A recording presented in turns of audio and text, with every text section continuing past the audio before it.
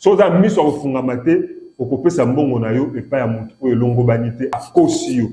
Aujourd'hui, nous allons voir qu'il y a qualité pour signer un contrat de bail. Nous sommes dans cette série que j'ai démarrée sur la location d'une maison. Et aujourd'hui, je voudrais insister particulièrement parce qu'il y a beaucoup de locataires qui ont signé avec des bailleurs qui n'avaient pas de qualité, de soi-disant bailleurs.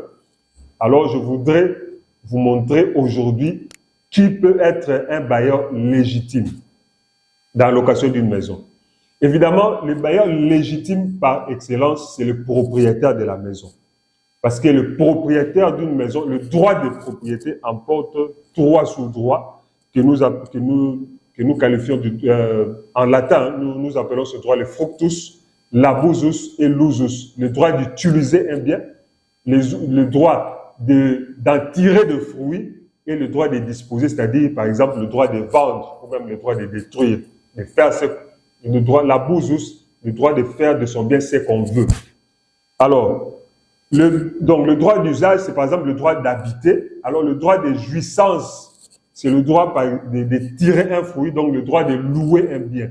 Donc, lorsque vous voulez louer une maison, vous devez vous assurer de prime abord que vous êtes en face du propriétaire, donc du propriétaire légitime, de celui qui a le droit de vous céder son droit et d'en tirer un fruit qui sera le loyer. C'est difficile au Congo de demander par exemple à un propriétaire, prouve-moi que tu es propriétaire, montre-moi les documents et tout ça. Donc je vous appelle simplement à la sagesse, à l'intelligence pour vous assurer qu'effectivement, en posant les questions, n'ayez pas peur de poser des questions et de vous assurer que réellement vous êtes, parce que vous allez donner la garantie locative, vous allez payer $500, vous allez donner 3 mois, 1500 plus 500 chaque mois. Si vous louez auprès de la mauvaise personne, si vous n'êtes pas assez, comment dirais-je, sans amis sur le fungamate, pour couper sa mbongo na yo et pas ya mutu ou elongo banité, alors qu'à la qualité à Kosio. Donc assurez-vous que vous êtes devant le propriétaire.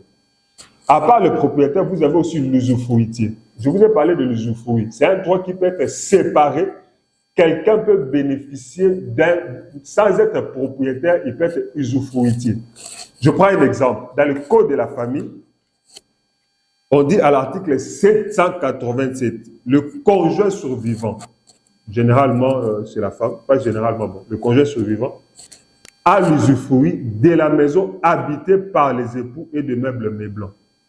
Donc, lorsque, par exemple, dans un couple marié, comment dire, l'un des époux meurt.